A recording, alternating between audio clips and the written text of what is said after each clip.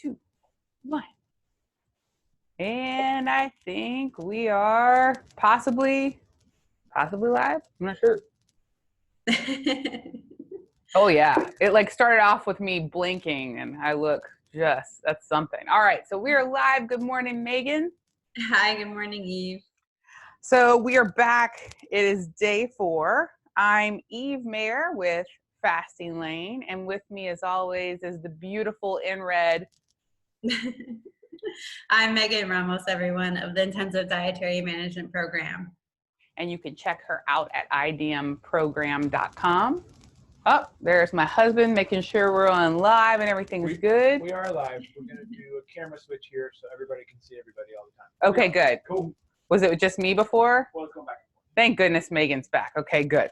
All right, so here we are. We're on day 4 of this 10-day fast, and I am attempting. And Megan and I always get on like a minute or two before, and she waits to ask me how I'm doing. So go ahead, Megan. How are you doing today on day 4, Eve? Oh, Megan, you're so sweet. You know, it's interesting that we've set these up in the mornings, and I know a couple of them we have in the evenings later on, because in the morning, I'm pretty dang good. Like, usually happy, except for that morning I didn't have coffee because of the blood tests. I'm usually not hungry because I'm really comfortable and practiced now at doing a 16-8 and not having breakfast, so I'm not usually hungry. So yesterday was day 3, which I was terrified about. And I had really intelligently planned a long massage, 80 minutes, hot stone massage. I went for that. I was just feeling fabulous. I took a picture after with my hairdo. It was really gorgeous. And I was feeling wonderful. I wasn't hungry. And then, yesterday I had really encouraged people a lot to work on their brain, work on their mental health. And so I went to my therapist, who I hadn't seen for a while because I haven't really had many issues. And I processed some things in therapy, and they weren't even bad things. They were actually great things about my parents, which I have amazing parents, great things about my husband.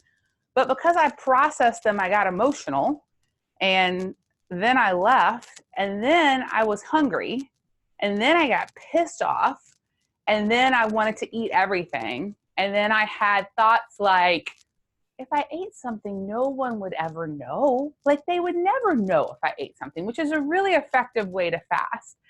And I felt ashamed that I thought that, but I thought it.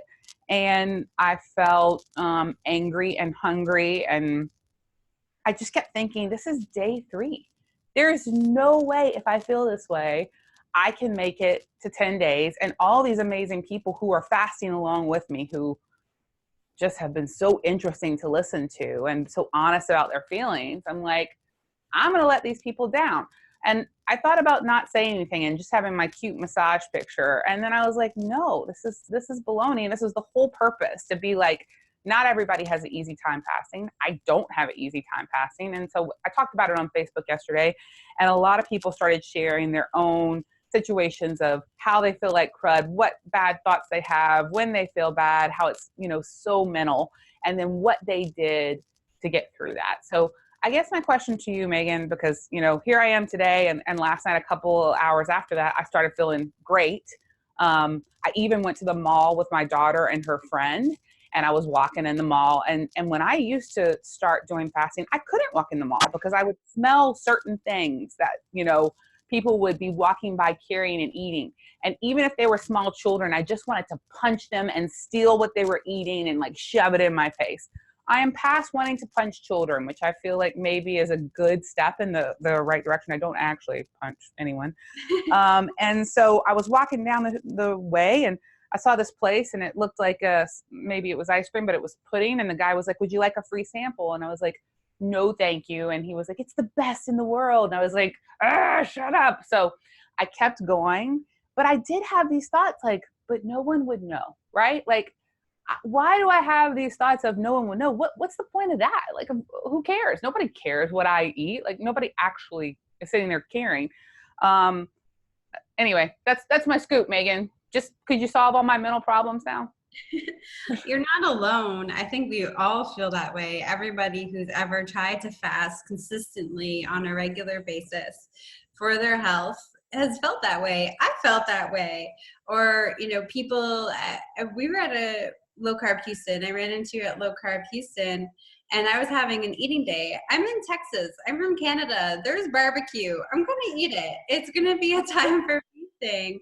And two women pointed out, and they're like, oh my God, she's fat. She's eating. Look at her eat. And it's like, well, I need to eat sometimes.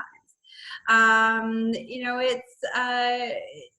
Wait, Megan, I'm just going to back up right there. It sounds like you said these two women said she's fat and she's eating. No, that the fasting girl is eating. Or okay, because I was going to punch them, but okay, go ahead. No, the fasting woman is eating like I'm never supposed to eat or anything like that. I don't know. We've got all these weird notions, and it's true. I can't tell you the number of times a person has told me they've thought about having some almonds during a fast because they're just bloody almonds, and who the heck would know? Or even myself thinking that, or even on an eating day thinking, I've got $20 worth of cash in my wallet. I could go buy that pizza. And my husband wouldn't know because it wouldn't be on a credit card statement. Yes. I think we've all done that. We have just such strong emotional ties to these foods. There's two huge components. One of them is the emotional tie to these foods. And these foods do provide us with some temporary emotional relief too, especially if we're not feeling good or if we're stressed out or if we're angry. We do get a short high from taking them. I was just a kid when I realized that food could make you happy. My father is a very grumpy trial lawyer. Dad, if you're watching, I love you, but you're a very grumpy man. And Dad would come home from work and be grumpy. And Mom would give Dad pasta and chocolate milk and a bag of potato chips. And then Daddy would be really happy for an hour before he passed out from blood sugar. I mean, these are things that we're trained. Like, we are trained. When you were young and you had a bad day, your mother, your grandmother, your grandfather, father, whoever's taking care of you would offer you food for comfort. So before we even recognize that food can be good for us or bad for us, we are taught to use food to help us cope emotionally. And it's just, hey, when you've been doing it your whole life, it's going to take time. I will tell you, there was a time when I honestly thought that I was going to resort to eating garbage every bad day. And I was going to break every fast every bad day. And then, so it happened one night, my family was in just chronic state of emergency. We had a newborn nephew having liver failure on one end of the city and a 20-year-old cousin having heart failure on the other side of a city. And everybody was scrambling to be everywhere. And I was I was fasting that day. And this was later on in the evening. And I just had this intense craving for a jasmine green tea, like just this really intense craving for jasmine green tea. And I remember going downstairs in the hospital and getting the closest thing I could find to jasmine green tea at Starbucks. And I went back upstairs to the waiting room and I look around and everybody's eating Doritos or potato chips. And I'm there perfect, like feeling relief and comfort from the jasmine green tea. And I started to laugh like a lunatic. Like, my family just thought I was stressed out and exhausted to the point of insanity. But I just couldn't believe that I got there. And that's me doing this. At that point, I've been doing it for 6 years. And you know what? It takes time, for 20, 30, 40, 50, 60 years, some of us even longer, we've been conditioned to use food to help us cope.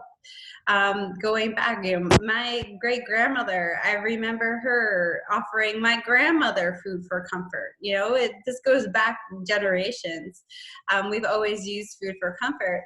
And then forget about just that, the whole food industry, they manipulate these foods with salt, with sugar, with bad fats to make us become highly addicted to them. It's just as bad as, any other addictive substance. Just as sugar is addictive as cocaine is, or heroin. And think about it if you're a heroin addict. If you're a heroin addict, what do? You go to a special rehabilitation center. They isolate you from the entire world. You're not allowed contact with any of the outside world. Over time, you're allowed supervised visitation with family members or close friends and it's supervised to make sure that this person is not causing you any stress or any aggravation. And they also don't let you stop heroin cold turkey. They give you methadone to wean you off. And then you get to spend more time with friends and family in that particular environment. And then you go into a transition clean home. This is a substance that's just as addictive as sugar. But look at our society. You can't go into a gas station, a coffee shop. You can't even go into a pharmacy. Oh my gosh, the other day I was in a pharmacy picking up some medication for my mother. And at the checkout counter of this pharmacy, there's chocolate bars, potato chips, Doritos, like all kinds of garbage just there right as you're checking out. You pay for your medication and buy some candy too. We are just bombarded by it. So, it's just as addictive to heroin, and it's all around us. And people chase you down with pudding in the mall, trying to convince you that it's the best tasting stuff ever. And you have this mild addiction to these foods too, just because we've been exposed to them for so long. Your body does become addicted to them. Plus it's free, and there is nothing I like more than free. So like free and sugar, it's very exciting. So this morning I went to a breakfast because it was the only thing I wasn't able to reschedule during this, because it was this professional woman that I really wanted to get booked with, and she's really inspiring to me, and I didn't want to give up that time slot, but I was super nervous. Went to breakfast. It was really early in the morning, so I really wasn't that hungry, but I was nervous about smelling food and wanting it. I had 2 coffees. She was totally understanding and really interested. But I don't know, it's so cool to me. Like, honestly, Megan, if I see you and I don't know you, I make judgments about you. You are hot and young and blonde and fit, and I just assume everyone who is like that never struggles, never fasts, has always been that way. And this woman that I met with is also beautiful and fit and blonde and gorgeous, and I always make assumptions wrongly about people. And it's always cool, honestly, not that I want you to struggle, but maybe I do, to hear that people struggle and are not always perfect and are not always, where I imagine they have stayed in this perfect state. So it really honestly helps me when you tell me that it took you 6 years to get to this point where tea was something that really comforted you. Because I love to watch Young and the Restless every day. It's very educational. And what I always think is funny is like when somebody in the show is missing or has died for the 17th time or is in a very stressful situation, somebody's always like, can I make you some tea? And I'm like, tea is not going to solve this dang problem. But I guess what you're telling me is if you practice long enough and you die 7 times and you come back, jasmine tea might solve the problem temporarily. The problem. But I mean, if I can get to that point in time where tea is comforting, then anybody can. And because I never ate well, I never had 1 year or 1 month in my life up for 27 years where I ate well. I came out of the womb as from a mother. My mother's not even 5 feet tall, and I was a 10-pound baby and 2 feet long. And it took the jaws of life to get me out of this little lady because I was so large. So I think I've had insulin, just hearing how my mother ate during her pregnancy. I came into this world a little sack of insulin who is always hungry. If I can do it, anyone can. But, it's because of how our environment is set, where there's all this terrible food around us that just it tastes friggin' fantastic. Yeah. It's all around us, and it does give us this brief period where it does make us mentally feel better for a little bit. It does make you feel a little bit relieved. It's tough, and I've fallen down thousands of times, but it's about getting back on. For a lot of people, they fall off and they think that that's it and that it has to be all or nothing. It doesn't. My attitude is if I don't get up and try again, I'm never going to know, so just what do I have to lose? Either by, suffering for a couple of days, having to take some broth so I don't get a headache, eating bacon for a few days till I start to feel better, then I feel good again. Then let's see how long I can go for the next time before I get knocked off the wagon. And let's see how fast I can get back on it the next time too. So for me, you get knocked off and it's like, okay, instead of trying to get knocked off the wagon for 7 days, I'm going to try to only do it for like 2 days. And instead of it taking me 7 days to get back on the wagon, I'm going to try to do it in 2 days. And just keep doing that. And that momentum eventually leads to you craving jasmine tea during extremely stressful situations. You've got to keep going, everybody. That's the important thing. Well, I look forward to when that day happens. My mom was listening to us yesterday and she wanted to ask, she said you were talking about tea, but it was too much caffeine. And she actually drinks decaf green tea, which is probably against, y'all drink good tea in Canada. So do you have decaf green tea? She was worried about you. Yeah, there's plenty of different kinds of decaffeinated teas, decaffeinated green teas, and wonderful herbal teas that don't have any caffeine in them either, like peppermint tea, which is an amazing appetite suppressant and has 0 caffeine in it. The problem is a lot of teas, though, are diuretics. So you tend to get a little bit dehydrated. I actually posted this morning because someone's been asking me about my New Year's resolutions, and I have 2, and one of them is to balance out my water and tea intake so I don't get too dehydrated, because that was a big issue of 2018 for me, because I had one of those very bizarre years where it wasn't unusual to dine with royalty, but it was really weird to go to Costco with my husband because we were never in town.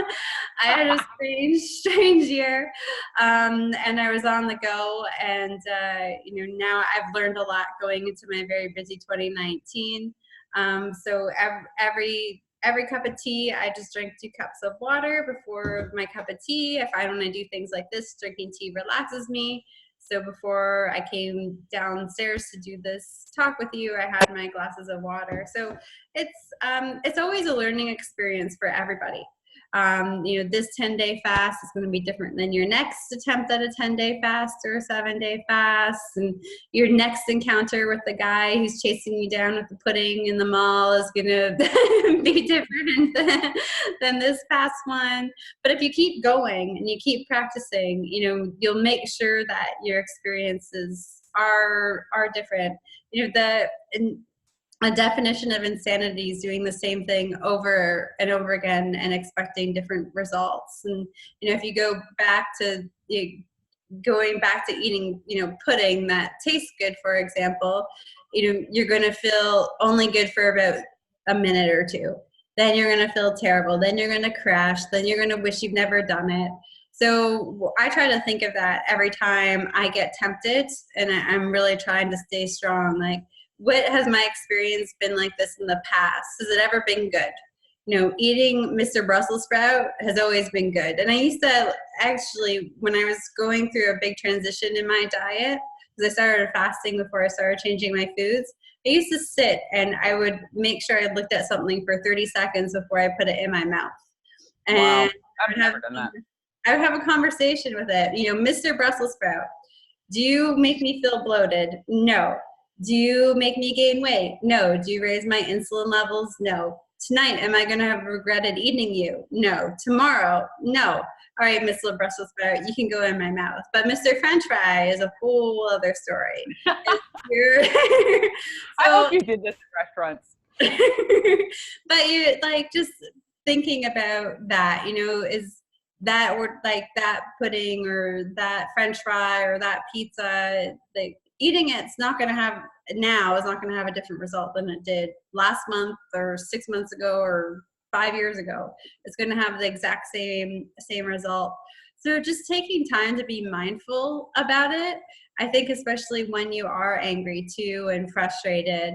I always encourage everyone I work with, and something that I could be better at myself is taking like 3 to 5 deep breaths when they're angry and tempted with something. Just that taking those deep breaths can dramatically reduce your stress level, your internal stress level dramatically. Like I have some patients, I'll check their blood pressure in clinic, it'll be like 180 over like 90. And I'll have them just breathe for a couple of minutes, and I'll come back into the room. I check their blood pressure again, it's like 120 over 80. So just taking like 3 deep breaths and then thinking about that food too can really help you make better judgments. But there's nothing like, I'm having, like, this is so miserable, I'm so angry today, and just like putting it in your mouth and then thinking about it after. Trying to get into a position where you try to relax your system. Even 3 breaths can dramatically relax your system, and then just spend 30 seconds thinking about whether or not that food item is actually worth it. And that's something that I found works really well for a lot of the people I work with and myself. And, that tool, for me was a great tool to be able to get me to the point to say, no, like when I look at my cup of green tea, I know it does make me feel happy and there's no negative repercussions. So that chocolate bar might only make me feel happy for 30 seconds. It's going to make me feel crabby later on. But the tea is not going to make me feel crabby later on. So I should drink the tea. And just taking that 30 seconds to be mindful can really help change your mental outlook on these foods. And I think it's so important since we're surrounded by them all of the time. Got it. All right, Megan, I'm going to do a speed round. I'm going to ask you questions from people who have sent them in. Try to answer them in 30 seconds, and then we'll spend the remainder of the time looking at the blood test. Are you ready? Yes. All right, here we go. I'm fasting and it's causing keto rash. Should I stop fasting? No, just scale it back down a little bit. So if you're doing 36, go to 24. Perfect. Can we have lemon and lime juice when fasting, and how much? You can. I would keep it to less than 3 tablespoons a day. Dude, that's awesome. I'm totally going to make that fake margarita that, salt and lime juice that I think Pete was talking about. What causes a metallic taste in my mouth, and how can I help it? That means you're burning body fat. It's acetone, so it's a good thing. Doing gargling or rinsing your mouth out with coconut oil, they call it oil pulling, can be really helpful. Wow. Okay. I have dried out lips even though I'm drinking tons of water. Why? And what can I do? You might be drinking too much water and actually dehydrating yourself by causing yourself to go to the bathroom so much and losing too much sodium. So you should probably try to add some pickle juice or some bone broth or a pinch of salt to your water 3 or 4 times throughout the day. Wow. Okay. And I'm feeling a little dizzy. What usually causes dizziness with fasting? Dehydration and low sodium levels. So pickle juice and broth and salty water can help. Just a pinch of salt in a glass of water can make a big difference. But don't wait till you get dizzy. Do it first thing in the morning. So if you're someone who gets dizzy during a fast, wake up, take your broth, take your pickle juice, take a cup of water, put in 1/4 teaspoon of salt. Do that to prevent from getting dizzy in the first place. The fast round has ended. Thank you, Megan, so much for that. I forgot to tell everybody that today when I weighed on day 4, I'm at 189.2. I started at 193 point something. I don't remember what it was. Getting hotter every minute. It's amazing. I liked seeing that. Now we're going to talk about the blood test. I shared my blood test with Megan last night. Happy to share my blood test and all this information with you guys. I don't really know what all these things mean. So we're going to go through it. Megan suggested from the idmprogram.com website, there are actually blood tests that are suggested that you can go look at. You can decide what you want to take. You can talk to your doctor about this. But Megan, can we go through these? And I know we have like 7 minutes left, but can we quickly go through these and kind of talk about what my scores were and why people should look at this and what it means? Yeah, absolutely. So the first one said HDL cholesterol 55, and that the normal range was greater than 50. So that's pretty good. That's great. Yeah, it's a good number. Cool. All right, cool. The next one was lipid panel triglycerides. It was 105, and the normal range was less than 150. That's awesome. I'd actually expect yours to be lower than 105E. Yeah. Because since you are burning body fat right now, and you did your blood work once you had been fasting for 1 day. Yeah. 1 day. So you're already starting to burn some body fat.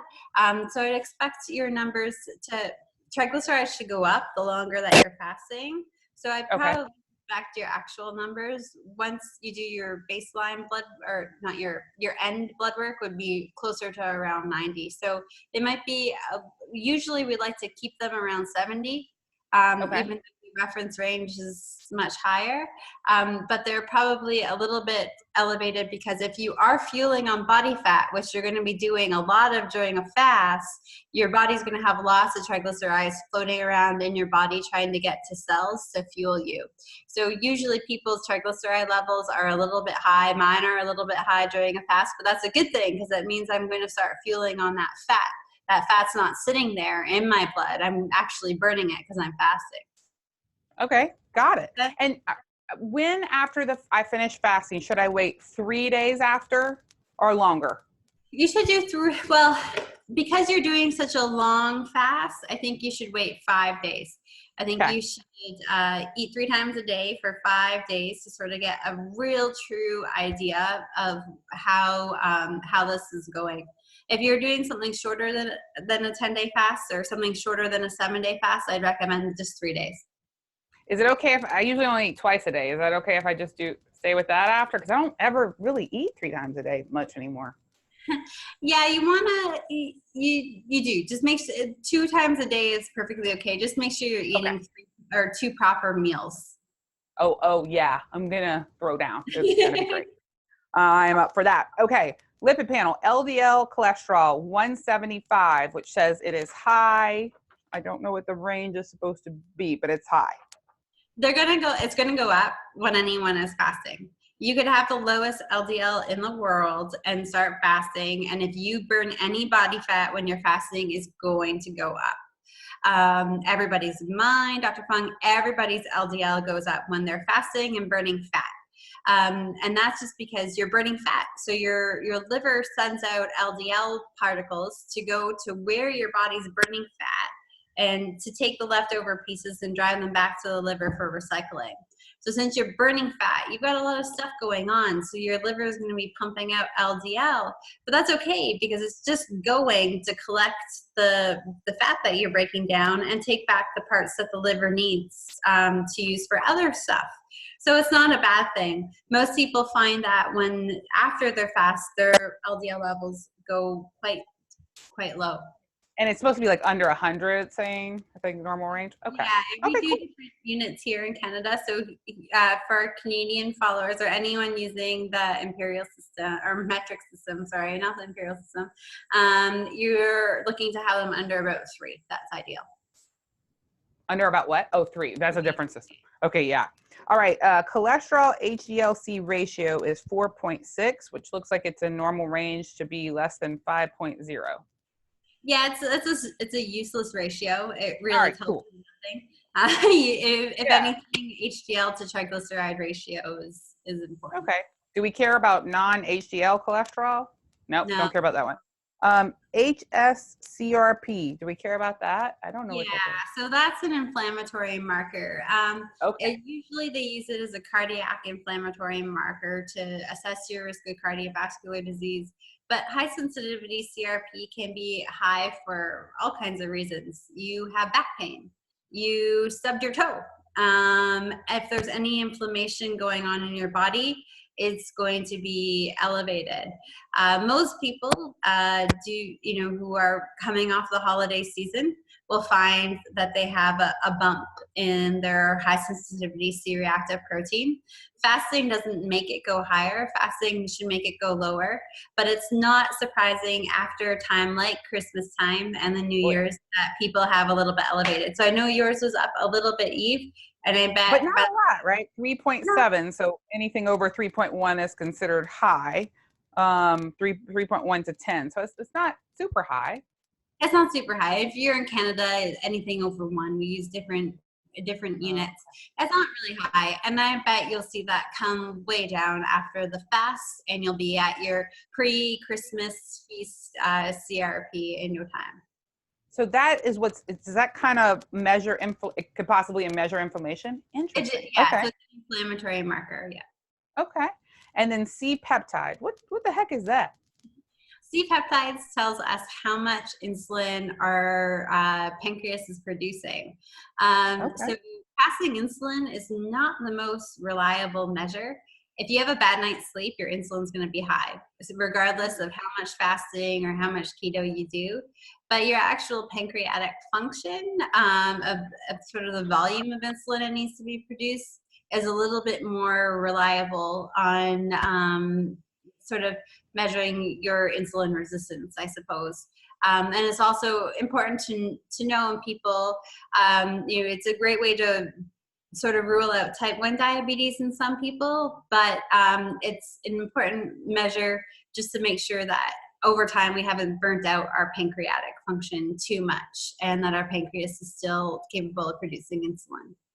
So mine was in normal range, and the low normal range was 0.8 to 3.85, and mine was 0.94. That's awesome. It's going to be very low during a fast because you're not encouraging your body to produce excess insulin. Also, if you are like, so I'm someone who's keto adapted. I eat ketogenically 95% of the time. I'm not perfect. But I've been doing it for so long now. I actually look like a type 1 diabetic on paper. Like mine is at the bottom of the barrel, so far out of the range. But that just means my body fuels on fat, not sugar. So I don't need to produce as much insulin. So we have to take these reference ranges that are provided for diabetic markers and like triglycerides and insulin markers like fasting insulin and C-peptides with a grain of salt, just to, because they're going to be different. All these reference ranges are made on a very sick population. As we get healthy, we need to establish what new proper reference ranges should be for a lot of these things. So somebody who has diabetes type 2, and this is my last question because I know we're out of time. Somebody who has diabetes type 2, a C-peptide would be sometimes around what range? So they're at very, very high. So we use totally different units here. So someone, I'm not quite sure, in the US and Canada, it would be like around 3,000. You expect them to be on the high end of the normal scale, if not above normal. But you've actually burnt your pancreas out, which can happen, you would see them be quite low, actually. So if you've gotten to that point where there's this weird class of people with late onset type 1 diabetes, and some of it is genuine late onset type 1, like they experience this autoimmune condition later on in life. And sometimes just, if you think of your pancreas like a tire, if you drive it and drive it and drive it, it's going to wear out and it's going to get burnt out over time. We're seeing it mostly in people in my age group who were born, eating cornstarch formula, and were born in the era where it was really healthy to eat, a Happy Meal for lunch, and drink Kool-Aid. Not Kool-Aid, but like the powder. Like we would just lick the powder at lunchtime. Oh yeah, I love that stuff. My dad and my mom and my grandparents' generation, no matter how bad they never got to that point where they were literally licking packets of sugar, and that was encouraged by their families and their schools. It was okay. So we pancreatic burnout mostly in like around the 30, late 20s, early to mid 30 population, where we've just been exposed to the worst of the worst of dietary recommendations. Got it. Well, Megan, thank you so much for going through that with me. Megan's in Canada, so here I am giving her all these. I'm in Texas. She's in Toronto. I'm giving her all these U.S. numbers. Tomorrow we will be back at 9 a.m. Central Standard Time. And if you want to watch all the videos so far, we'll be at fasting.fyi/10. If you want to look up the blood test that we just discussed and look into that with your doctor, please check out idmprogram.com. And we'll be back tomorrow with day 5. So far today, I feel great. It is the morning, so I usually feel great. We'll see if I get ticked off later today and see what happens. Thank you so much, Megan. See you tomorrow. No problem. See you tomorrow, Eve. Happy fasting. Bye. Bye.